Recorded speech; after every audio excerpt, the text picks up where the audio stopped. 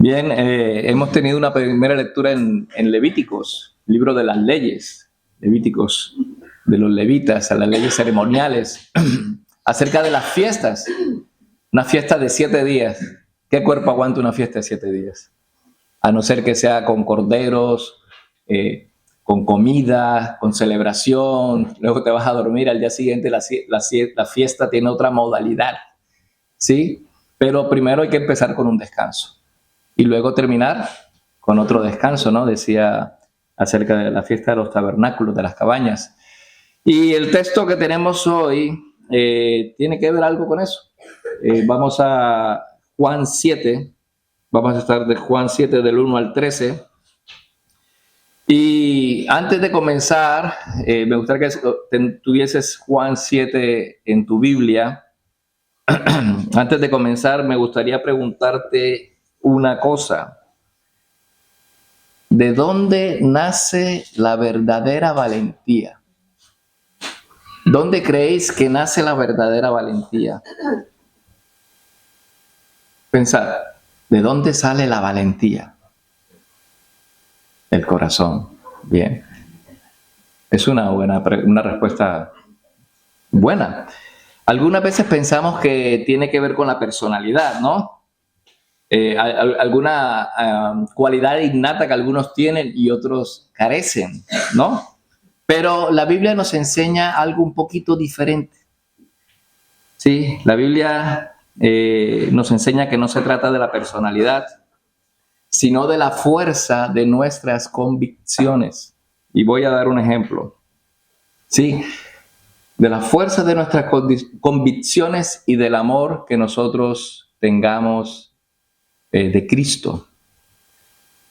Ya hace poco, el 31 de octubre de este año, hemos celebrado el Día de la Reforma y hablamos, bueno, aquí tenemos ahora mismo una Biblia en español, 2 Biblias en español, yo tengo la versión trinitaria, la Reina Valera, y seguramente habrá otra versión aquí. Gloria a Dios, tenemos Biblias. Pero ¿cómo llegaron aquí? Entonces se me ocurrió hacer un pequeño repaso. Sí, en el siglo XVI la Iglesia Católica Romana controlaba literalmente de manera férrea el acceso a la palabra de Dios y permitiendo únicamente la Vulgata latina, y hasta donde yo sé ahora mismo no estamos hablando latín. ¿Cómo llegó, sí, esa Biblia en español a nosotros? Y se me ocurrió hacer un pequeño repaso, ¿sí? Debido a la Reforma hubo un inicio de un apetito insaciable por la palabra de Dios, y uno de los primeros fue Francisco de Encinas. No sé, Julian, corrígeme, por favor, en 1542. Sí, trató de hacerla llegar a España. Luego, bueno, fue descubierto, ¿sí? Y un hombre llamado Juan Ponce de León lo intentó y fue llevado a la hoguera en 1559. Y aquí entra, como hemos hablado, si yo tuviese un hijo le llamaría Julianillo Hernández. Así, nombre Julianillo Hernández. El apellido Hernández, no, nombre Julianillo Hernández. Le pondría ese nombre porque era un saco de huesos secos. Pero Dios utilizó ese saco de huesos secos para llevar la palabra del Señor a España. En vez de barricas de vino donde se celebraban, se llenaban de vino, él las llenaba de Biblias y las introducía por las narices de la agencia tributaria española en la época.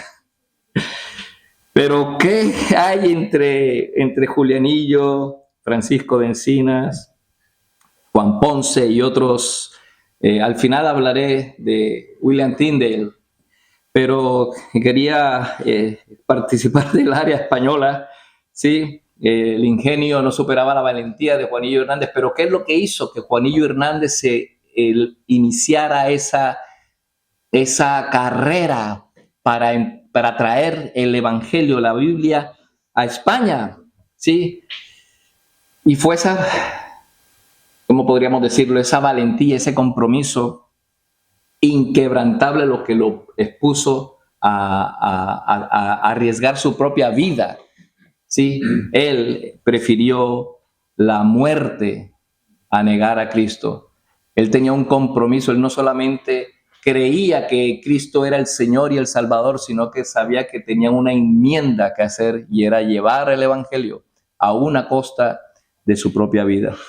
Sí, y fue esa valentía, ese compromiso, lo que impulsó a hombres también como Casiodoro de Reina y discípulos y su discípulo Cipriano de Valera a huir por sus vidas y arriesgarlo todo para completar lo que tenemos hoy como llamada la Biblia eh, Reina Valera de 1900. La Reina Valera.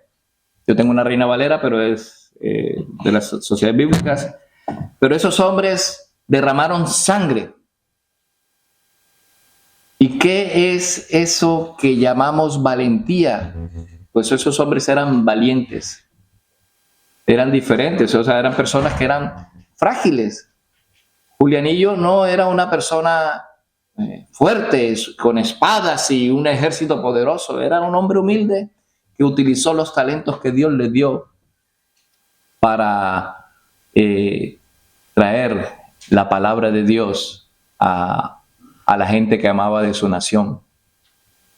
Nosotros leemos esta historia y nos preguntamos, ¿cómo tuvieron tanta valentía? ¿Cómo es posible que tengan tanta valentía? Yo me hubiese gustado estar en la época de Julianillo y ayudarle. Yo seguramente hubiese sido atrapado rapidito, ¿sí? Pero no fue en el caso de ellos. Y esto es quizás un poco la tesis de mi sermón de hoy, del sermón de hoy. Su amor por Cristo, el amor de estos hombres por Cristo, su amor por Cristo, forjó un compromiso inquebrantable. Y cuando decimos inquebrantable era que ellos no negociaron su fe. Ellos no negociaron su convicción. Prefirieron dar sus vidas a Dios. Y solamente buscaban la aprobación de Dios y no de los hombres. Entonces, si me preguntan de nuevo qué sería, de dónde viene la valentía, viene de la convicción de lo que creemos. Viene de la convicción de lo que creemos. Aquí tú no vas a morir por algo por lo que tú no crees. Nadie está dispuesto a morir por algo por lo que no cree. Y si no, que levante la mano alguno. ¿Quién quiere morir por alguna mentira o por algo por lo que no cree? Nadie. No tienen que levantar las manos tampoco, hermano. No hace falta. Entonces, frente a la hostilidad familiar, incluso la presión del mundo o la indiferencia de la gente, hubo alguien que pasó por esa misma situación. Vamos a leer Juan 7 del 1 al 13.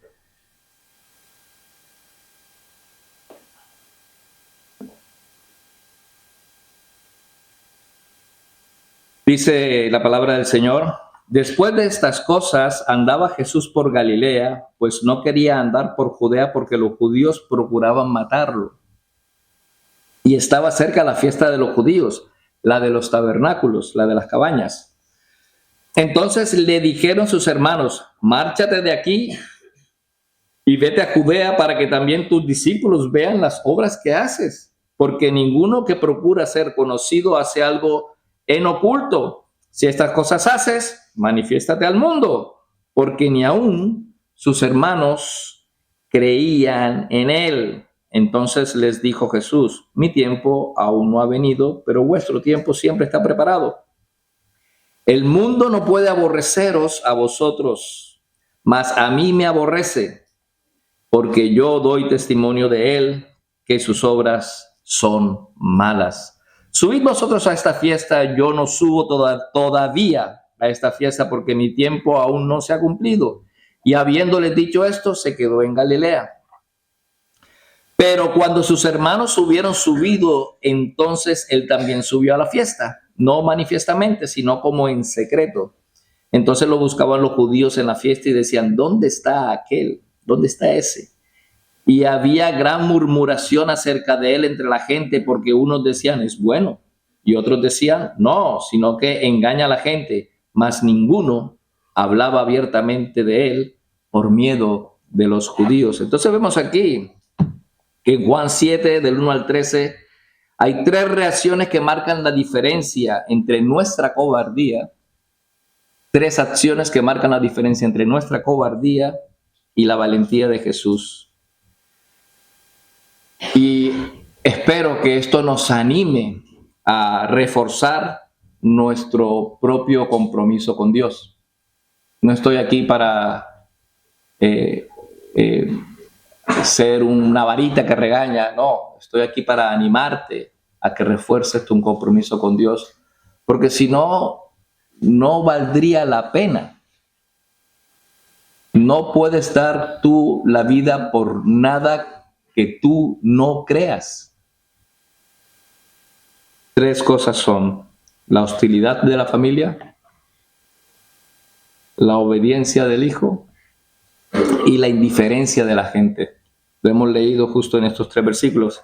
Entonces, la hostilidad de la familia lo veremos del 1 al 5. Dice aquí, el 1 al 5 dice: después de estas cosas andaba Jesús por Galilea, pues no quería andar por Judea porque los judíos procuraban matarlo. ¿Sí?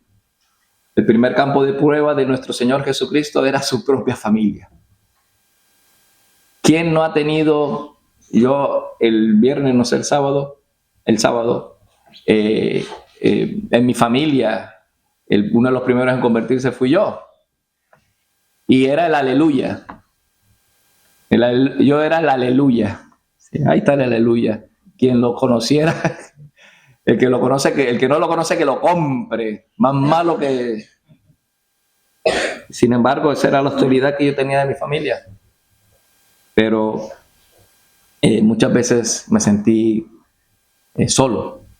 Y Jesús se sintió solo, estaba solo. ¿Sabes por qué? Esta fiesta de los tabernáculos era una fiesta donde iba la familia en conjunto y convivían en tiendas la familia, celebrando que habían sido sacados de la tierra de Egipto y que vivieron durante 40 años en cabañas, en familia, todos contentos y gozosos. Pero ¿cómo va a estar Jesús contento y gozoso con la familia si la familia no creía en él? Por lo tanto, él no va. Algunos dicen que Jesús no quería, que tenía problemas como que mintió, ¿no? Pero no, él dice que todavía no iba, ¿sí? Él lo dice aquí en el versículo 6. Mi tiempo no ha venido. Todavía no. Esperaos. Vosotros, y yo no voy con vosotros. Porque si la fiesta es para alegrarse con la familia, ¿yo qué voy a hacer con vosotros si ni siquiera creéis en mí? Entonces, es doloroso, ¿no? Que lo primero que nosotros afrontamos en nuestra vida cristiana es con nuestra familia. ¿Alguno aquí que levante la mano que ha tenido problemas con su propia familia? O no levante la mano. No hace falta decirlo. Habéis tenido problemas con vuestra familia. La he tenido yo y seguramente la habéis tenido vosotros. A lo mejor no nos habían dicho aleluya, el santurrón, sí. Dentro de poco ya lo deja. Es una moda. El ser evangélico es una moda. Pero que va. Han pasado 30 y pico de años y aquí estoy para la gloria del Señor y por su misericordia, porque Él me ha preservado. Entonces vemos aquí en Juan, ¿no? Del 1 al 5, que Jesús andaba por Galilea. Viene después, en el capítulo 6, vimos que Jesús estaba en la época de la fiesta de la Pascua, que era la segunda fiesta más importante. Sí, la Pascua, y después de 6 meses, la fiesta de los tabernáculos. Este es el calendario de fiestas judías. Y, claro, pasó la Pascua, Jesús se quedó por Galilea, no quería ir a Judea porque los judíos procuraban matarlo. Y como no era su tiempo todavía, dice, pues, yo no voy a arriesgarme. Eso también nos enseña que tampoco quiere decir que nos vamos de cabeza porque sí. No, tenemos que tener que ser precavidos, sí, hacer una previsión en el tiempo del Señor, y ese no era el tiempo del Señor. Por lo tanto, él todavía se quedó en Galilea. Y se quedó en Galilea porque en los 6 meses después del milagro de los panes, de la multiplicación, de cruzar el mar y caminar por sobre las aguas, pasó esa fiesta y duraron 6 meses. Y Jesús dice aquí que andaba Jesús por Galilea. Y esta andaba en Galilea es como el verbo original denota una acción continua, o sea, se la pasaba de un lado para otro en Galilea, de pueblo en pueblo, predicando, evangelizando y sanando. Sí, era como un pastor itinerante, ¿no? Iba por aquí, compartía el evangelio por allá, pero no en la zona de Judea, sino en la zona de Galilea, ¿sí? De pueblo en pueblo, como dicen por ahí, iba de pueblo en pueblo, ¿sí? Pero como decía en Juan 5:18, y también en el 5:18 decía aquí, por esto los judíos procuraban aún más matarlo, porque no solamente quebrantaba el sábado, sino que también decía que Dios era su Padre, haciéndose igual a Dios. Y aquí también refuerza que Jesús no iba a Judea porque sencillamente lo querían matar. A ver, tú no te vas a ir a un sitio donde te van a querer matar, si no es tu tiempo. Jesús sabía cuándo era el tiempo de él y él sabía que no era el momento para ir allá. Sí, el contexto, como decía, era la fiesta de los tabernáculos. Era una fiesta muy importante. No era la fiesta de la cebada. Esta era una fiesta alegre, una fiesta donde había vino, ¿sí? Y se tomaban sus copichuelas, ¿sí? Y comían era una fiesta alegre, ¿sí? Se tomaban su vino, celebraban porque ya era, por decir algo así, como la época de septiembre, octubre, septiembre. Porque la de los tabernáculos era a principio, época de abril, o sea, 6 meses, son 4 o 5, mayo más o menos, y luego la de los tabernáculos. Pero bueno, eso para lo que vamos a hablar hoy, sinceramente no importa, porque ahora nosotros somos las cabañas, nosotros somos los tabernáculos donde habita el Espíritu Santo de Dios. Ya no tenemos que celebrar dichas fiestas. Seguramente, como decía Flavio Josefo, era la mayor y la más santa fiesta de los judíos. Pero, como decía, el Espíritu Santo mora en estas cabañas, en estas chozas, ¿sí? Y mora en estas chozas y nos sentimos como la fiesta de los tabernáculos, porque estamos gozosos, porque tenemos a Dios morando en medio de nosotros, en nosotros. Entonces Levíticos nos dice lo de las fiestas, nos explica, no quiere decir que es una fiesta nueva, sino que está Jesús participando de todas las fiestas porque él tenía que cumplir toda la ley. Y viene el día que los hermanos le dicen, súbete, vete a Judea, porque ¿qué haces aquí? Después de 6 meses que los hermanos eran incrédulos, ¿sí? Sus hermanos no creían, el versículo 5, porque ni aun sus hermanos creían en él. Y ellos le dicen, márchate, ¿sí? En este ambiente de celebración, ellos le dicen, pero vete para Judea, vete para Judea. Aquí te la pasas de pueblo en pueblo, sanando, curando. Tenías unos discípulos que te dejaron solo con los otros 12, pero tú seguiste por aquí haciendo sanidades. ¿Por qué no te vas a Judea si dice aquí, le dijeron a sus hermanos, márchate de aquí y vete a Judea, para que también tus discípulos vean las obras que haces. Vete a Judea. Entonces, en otras palabras, le estaban dando una clase de mercadotecnia. ¿Sabes qué es mercadotecnia? Clases para aumentar el negocio, para aumentar tus fans, tus likes. Todas esas cosas le estaban diciendo los hermanos. Vete para allá, que allá, en Judea, hay un montón de gente y en estas fiestas, más con eso te hacen reír. Pero Jesús no estaba para esas cosas ni esas clases de mercadotecnia. Versículo 4. Porque ninguno que procura ser conocido hace algo en oculto. Si estas cosas haces, manifiéstate al mundo. Claro, Jesús viene de una época en la que él hace una criba de aquellas personas que le siguen.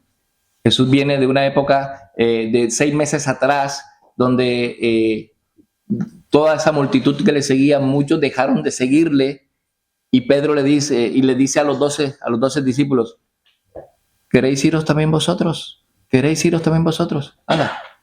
Dice Pedro, no, ¿a dónde iremos si tú tienes palabras de vida eterna? ¿A dónde vamos a ir? Pasan esos 6 meses, Jesús sigue predicando, llega con los hermanos que eran incrédulos. En este momento sus hermanos eran incrédulos. Y Jesús lo sabía. Y entiende su rechazo. Vuestro tiempo está a la sazón. Mi tiempo todavía no ha llegado. Versículo 5. Ver 4. Manifiéstate al mundo, porque aún ni sus hermanos creían en él. Aún ni sus hermanos creían en él. El consejo no nacía de la fe, sino de la incredulidad. El consejo que ellos le dieron a Jesús nacía de la incredulidad y no de la fe. Pero Jesús tenía otra cosa que hacer. Jesús tuvo, como mínimo la Biblia habla de 4 hermanos y hermanas, pero 4 hermanos tuvo. Esto está, creo que en Marcos, si no me equivoco, Jacobo, José, Judas y Simón, según Marcos 6:3. Pero en este momento ninguno creía, ninguno de sus hermanos creía. Tenía la primera hostilidad, la hostilidad familiar. Yo sé que tú has pasado por eso. Yo he pasado por eso y no creen. Pero hay esperanza. Hay esperanza. 2 de esos hermanos escriben 2 libros, 2 cartas en el Nuevo Testamento. Santiago y Judas. 2 hermanos del Señor que no creían en este momento, luego creyeron. Y eso nos da esperanza. Nos da esperanza para que nosotros perseveremos en la oración, en la amonestación, porque no solamente es orar, también es compartir el Evangelio. No importa que seas un poco pesado con tu familia. Es mejor que seas pesado aquí en la tierra y que ellos vayan al cielo a que los dejes tranquilos y se vayan para el infierno. Tienes la valentía y el compromiso con Dios para ser rechazado. ¿Tienes la valentía y el compromiso con Dios para ser rechazado? ¿Sabes qué dice Mateo 10:37? El que ama a padre o madre más que a mí, no es digno de mí. El que ama a hijo o hija más que a mí, no es digno de mí. El compromiso con el Padre supera cualquier otra relación humana. Jesús lo vivió en sus propias carnes. Jesús, en vez de seguirle la corriente a sus hermanos, él estaba esperando el tiempo de Dios. Él no estaba esperando su propio tiempo o irse porque los hermanos se lo digan y digan, bueno, ya vamos para allá, vamos a hacerle caso. No, él sabía que su tiempo no había llegado y estaba esperando el tiempo del Padre. Y bien haríamos nosotros. Por eso te vuelvo a preguntar, ¿tienes esa valentía y el compromiso con Dios para ser rechazado incluso por tu propia familia? Si abandonas a Cristo por amor de tu familia, no eres un verdadero discípulo. No te quiero engañar. Si abandonas a Cristo por amor a tu familia, no eres un verdadero discípulo. Él demanda toda tu lealtad. Él demanda toda tu lealtad. Él demanda todo de ti. Eso no quiere decir que Jesús odiaba a su familia. Lo que quiere decir es que Jesús amaba al Padre de manera tal que su amor superaba el amor por su familia. Eso no quiere decir odio. Por el hecho que yo ame a mis hijos más que los hijos de mis hermanos, yo no odio a los hijos de mis hermanos, pero tengo un amor por mis hijos. Ese sería el amor que yo tengo, que el Señor demanda de nosotros para Él. Un amor hacia Él superior al amor que nosotros tenemos por los nuestros. ¿Por qué? Porque, ¿sabéis una cosa? Nosotros vivimos, nos movemos y somos solamente porque Él así lo quiere. ¿Qué más puedo hacer sino amar a mi Dios? ¿Sabes? Yo estaría yendo al infierno si no fuese por la misericordia y la bondad de Dios. Eso no lo puede hacer ni mi familia por mí. Mi familia muchas veces no me perdonó cosas, pero Dios me perdonó. Por lo tanto, mi compromiso con el Señor, y estoy hablando en términos generales, no digo yo específicamente, o sea, Sí, o sea, yo tengo un compromiso con el Señor, que yo le pido a Él que mi fe no falle, que yo no dé mi brazo a torcer por amor a Él. Pero lo mismo pido para vosotros. Esta hostilidad familiar, nacida de la incredulidad de los hermanos del Señor, provocó una respuesta de nuestro Señor Jesucristo. Aquí la vemos, la reacción, la obediencia del Hijo. Versículos del 6 al 9. Versículo del 6 al 9. Dice aquí, entonces les dijo Jesús, mi tiempo aún no ha venido, pero vuestro tiempo siempre está preparado. El mundo no puede aborreceros a vosotros, mas a mí me aborrece porque yo doy testimonio de él, del mundo, ¿no? Que sus obras son malas. Subid vosotros a la fiesta, a esta fiesta. Yo no subo todavía a esta fiesta porque mi tiempo aún no se ha cumplido. Y habiéndolo dicho esto, se quedó en casa. Entonces la respuesta de Jesús es clave: mi tiempo aún no ha llegado. Mi tiempo aún no ha llegado, mas vuestro tiempo siempre está presto. El tiempo de Jesús, ¿cuál era el tiempo de Jesús? ¿Os habéis puesto a pensar? Yo hablaba el otro día del tiempo cronológico, el kairos y el cronos. ¿Sí? El cronos es el tiempo que se mide, las 9:15, estaría ya a las 9:15, y es un tiempo medible, calendario, horas, minutos, segundos, pero el tiempo kairos es un tiempo que es un periodo, ¿sí? Es un, ¿cómo decirlo así? Es como un tiempo que es atemporal, ¿sí? El tiempo del Señor. El tiempo de Jesús era el tiempo del Señor. Él estaba esperando la autorización de su Padre. El tiempo de sus hermanos era: ¿vas a venir a la fiesta de los tabernáculos? Dice, no. Vuestro tiempo está ahí, pero yo tengo que esperar el tiempo del Señor. A veces nos impacientamos por hacer cosas o por realizar esto o aquello, pero se nos olvida que tenemos que esperar en el Señor para que el Señor dicte cuándo es el tiempo oportuno para hacer las cosas que tengamos que hacer. Y esto es lo que estaba haciendo Jesús. Él estaba operando bajo la lupa de su Padre. Él estaba sujeto en obediencia, en amor al Padre. ¿Sí? Sus hermanos simplemente vivían la vida. Jesús vivía conforme a la voluntad del Padre. Versículo 7, ¿no? Jesús expone por qué el mundo lo odiaba. ¿Por qué el mundo odia a Jesús? ¿Por qué el mundo odia a los creyentes? ¿Por qué el mundo odia al creyente? ¿Sí? Dice aquí el versículo 7, a mí me aborrece porque yo testifico de él, del mundo, de que sus obras son malas. ¿Sí? El mundo ama las tinieblas. El mundo ama la maldad, ama las cosas tenebrosas. O sea, tú te puedes llevar bien con el mundo.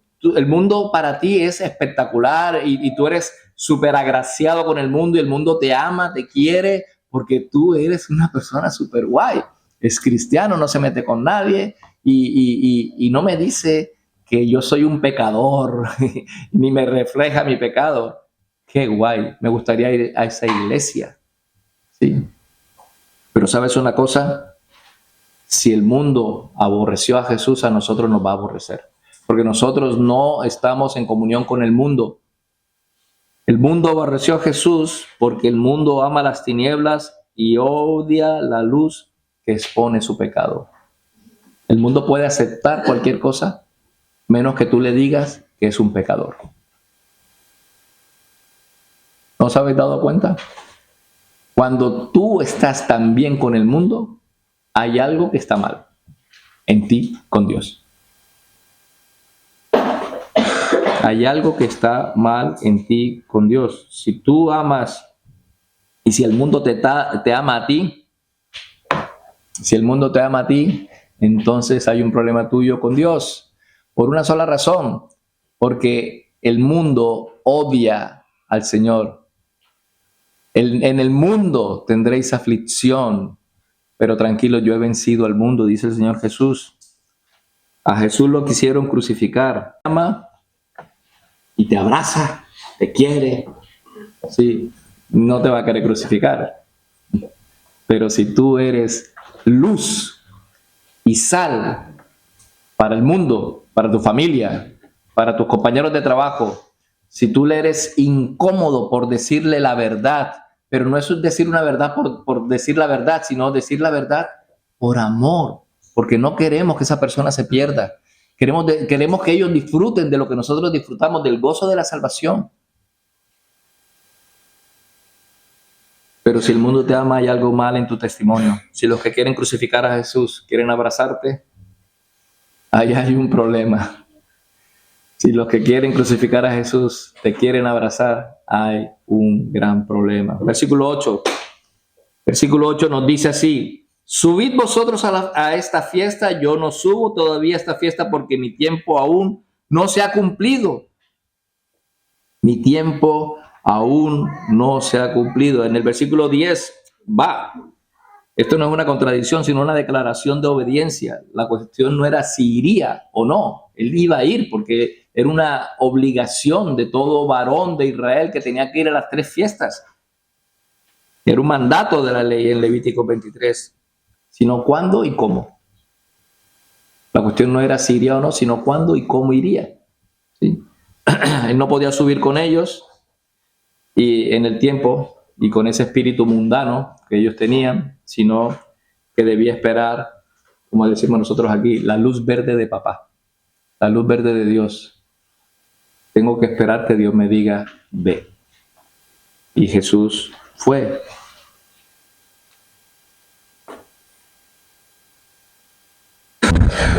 Yo digo, hermanos, ¿vives en tus tiempos o en los tiempos de Dios? ¿Vives en tus tiempos o en los tiempos de Dios? Sus hermanos subieron, subió Jesús después. Sí, pero cuando sus hermanos, versículo 10, cuando sus hermanos hubieron subido, entonces él también subió a la fiesta, no manifestamente, sino como en secreto. Jesús entró en secreto para que no lo mataran, precisamente porque todavía no había llegado su hora de ser muerto. Pero él subió a Jerusalén. Él iba a ser muerto, él sabía que a él lo iban a matar.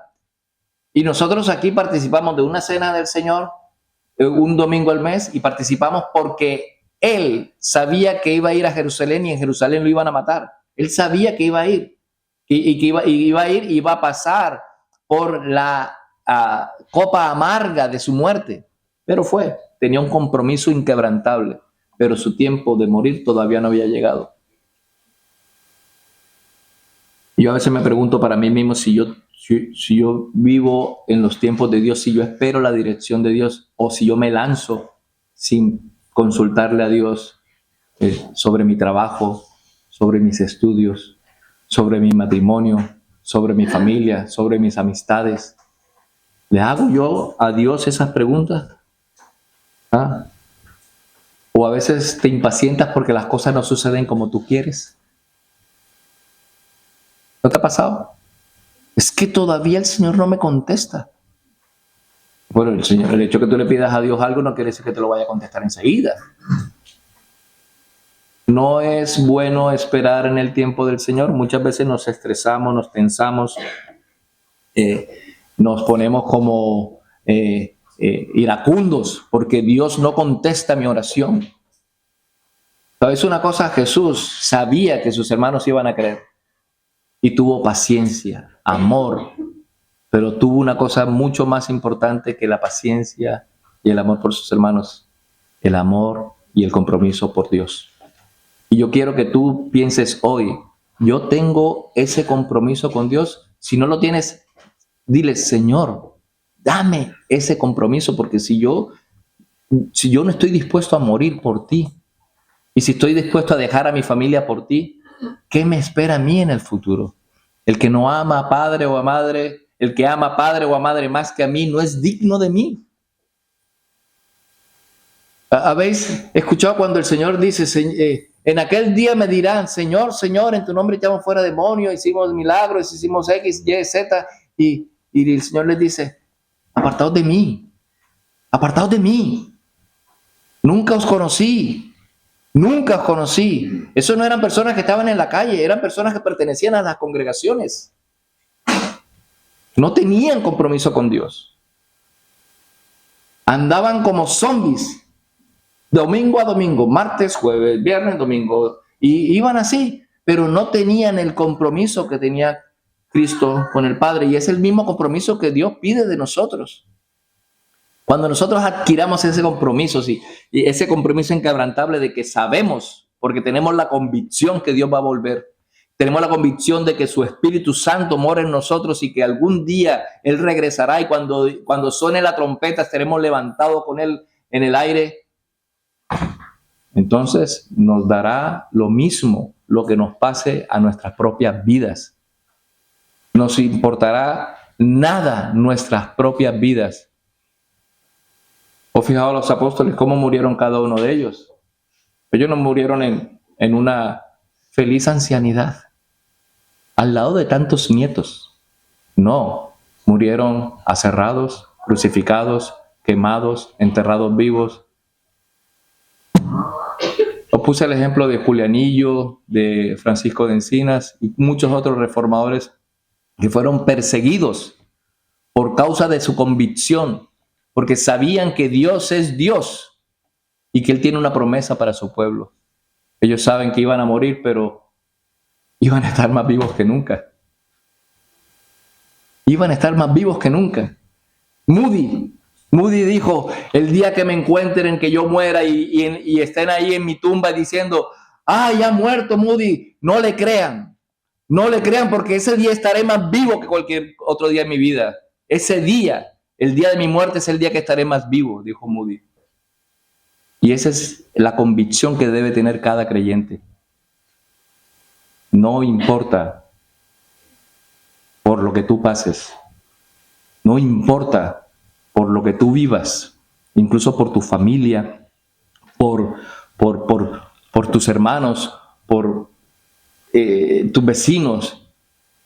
Tú, si tienes la convicción de que Dios te guarda y te protege, tienes la convicción de que Dios va a venir por ti, y tienes la convicción de que algún día, si tú perseveras en la fe, incluso alguno de tus hermanos va a creer y va a ser salvo. Mira, yo oro por una hermana que, bueno, por mis hermanas, oro siempre, y algunas de ellas han conocido al Señor, y una de ellas me dice que es como una veleta. Se la lleva el viento, la trae, la lleva el Señor. Perdón.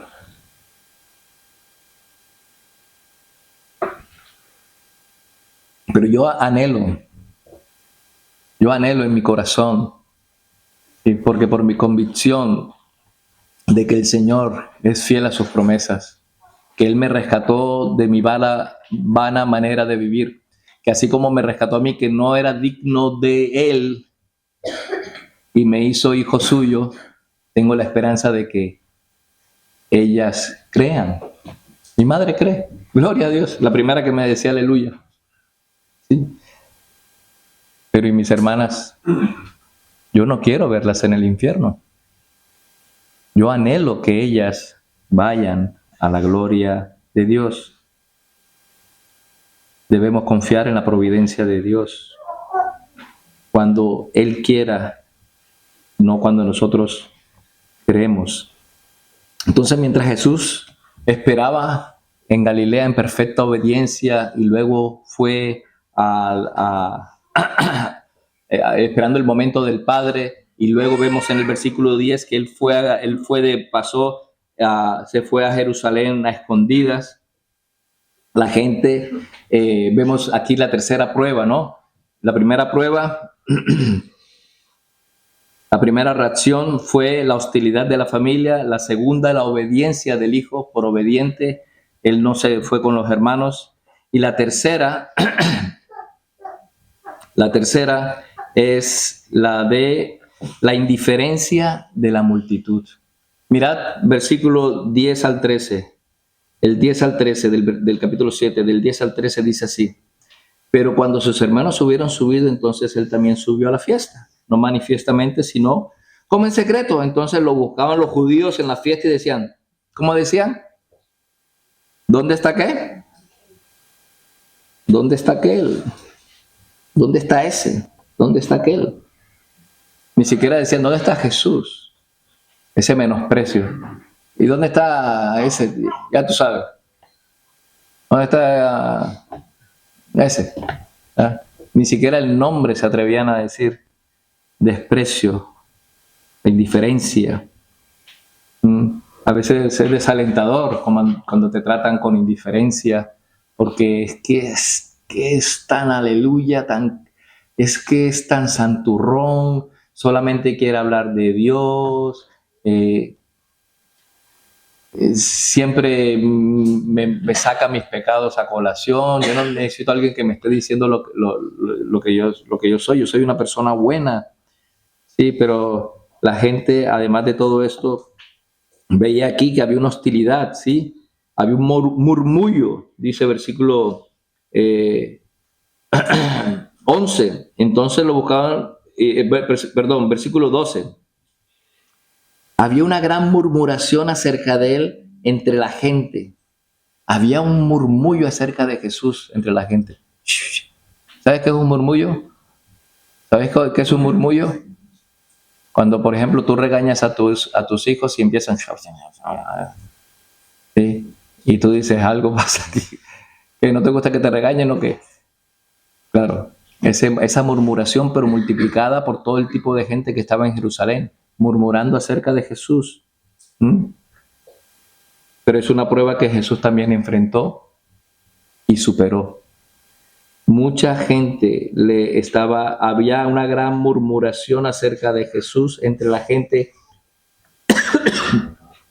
porque unos decían es bueno y otros decían no, sino que engaña a la gente, ¿cierto?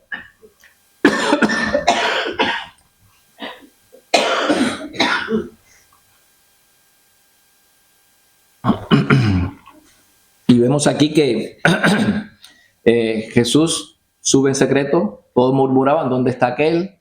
¿Sí? No subió con los hermanos, sus hermanos están por allá en esa cabaña, pero Jesús no está por ningún lado y Jesús estaba predicando por otros lados. Y empezaron a preguntar, ¿dónde está aquel? ¿Dónde está ese? Es el hermano de estos que están por aquí. ¿Dónde está? Murmurando. Y habían opiniones. Todos tenemos un tipo de cristología. Cada uno tiene una opinión acerca de Cristo. Y aquí estaban ellos. Unos tenían una opinión. Unos decían que él era bueno. Otros decían que no. No, sino que engaña a la gente. Entonces, tú, te pregunto, ¿qué opinas de Jesús? ¿Es bueno? ¿Engaña a la gente? ¿Qué opinión tienes tú de Jesús? Porque esto es importante. ¿Qué opinión tienes de Jesús? Importa no solamente ahora, importa para siempre. Él es el que decide el destino de las personas. ¿Sabéis que al final, cuando estemos todos muertos, y Él venga y haga así, en el juicio final diga, las ovejas a la izquierda, los cabritos a la derecha, o viceversa? Adivina quién es el juez. Pues es Jesús. Es Jesús. Entonces sí importa qué concepto, qué opinión tienes tú de Jesús. Y lo más importante es que la opinión que tú tengas de Jesús sea la opinión de la Biblia. Aquí vemos que la soberanía de Dios es soberano. Aquí la importancia de llegar a donde Jesús. Ellos llegaron donde Jesús, empezaron a llegar. Cuando Jesús llegó a Jerusalén, ellos empezaron a preguntar. Jesús tomó la decisión de ir, pero fue por orden del Padre. Tomó la decisión de ir, pero fue por orden del Padre. Ahí está, Dios soberano y el hombre responsable. 2 Corintios 8, 16, 17. Permítanme, para tocar este último punto, 2 Corintios 8, 16 y 17.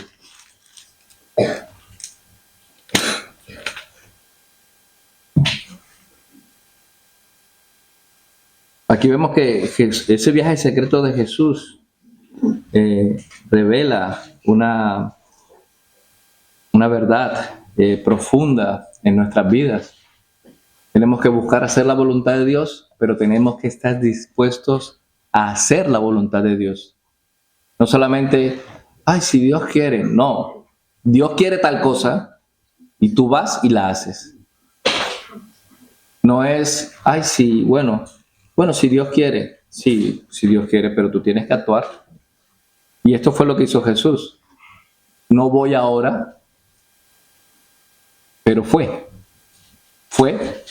en el tiempo de Dios, por la voluntad de Dios, pero tomó la decisión adecuada conforme a la voluntad de Dios. Lo mismo está haciendo aquí. Aquí lo que está haciendo es llegar al sitio por voluntad de Dios y por voluntad propia. Vamos a leer 2 Corintios 8, 16 y 17. Dice aquí, pero gracias a Dios que puso la misma solicitud, hablando de Tito, gracias a Dios que puso la misma solicitud por vosotros en el corazón de Tito. Pues a la verdad recibió la exhortación, mas estando también muy solícito, voluntariamente partió hacia vosotros. Aquí vemos dos cosas. La misma solicitud en el corazón de Tito. Tito quiso ir a los Corintios, ¿sí?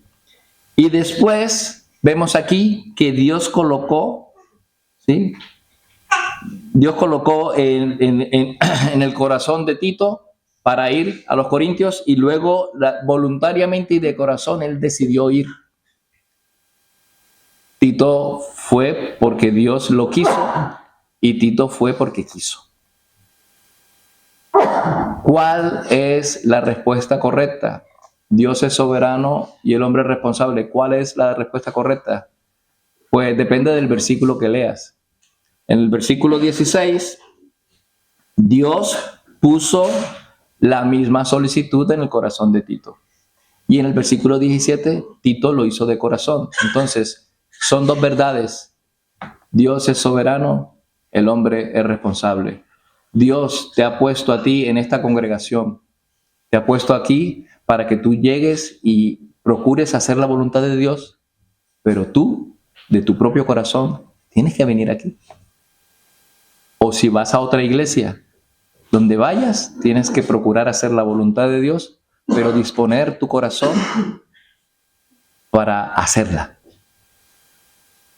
No es que va a llegar un rayo de luz y como Mr. Bean y, uy, Señor, sí, ya estoy revestido del Espíritu Santo y voy para...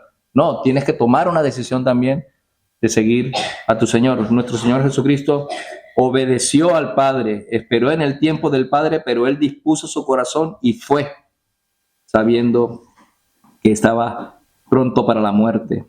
Entonces, la cobardía versus la audacia cristiana. ¿Somos cobardes o somos audaces?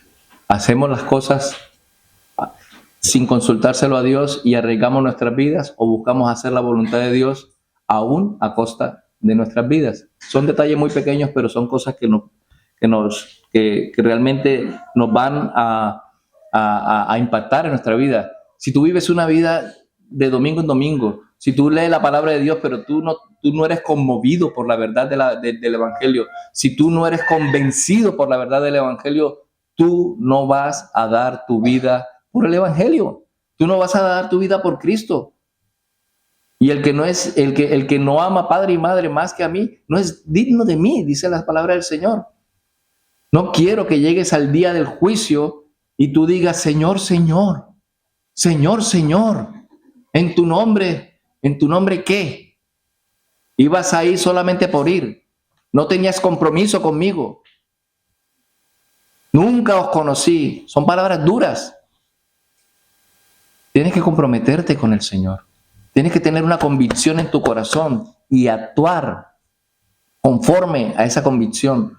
Por eso cuando vemos en la historia a hermanos que han padecido persecución y que eran arrojados a los leones, que eran quemados en las calles de Roma porque ellos decían, el Señor César es el Señor. Y ellos decían, no, Cristo, oh curios, Jesús es el Señor. Ellos preferían ser quemados, ahorcados, aserrados por causa de esa convicción. Pero me temo que estamos ante una generación de cobardes.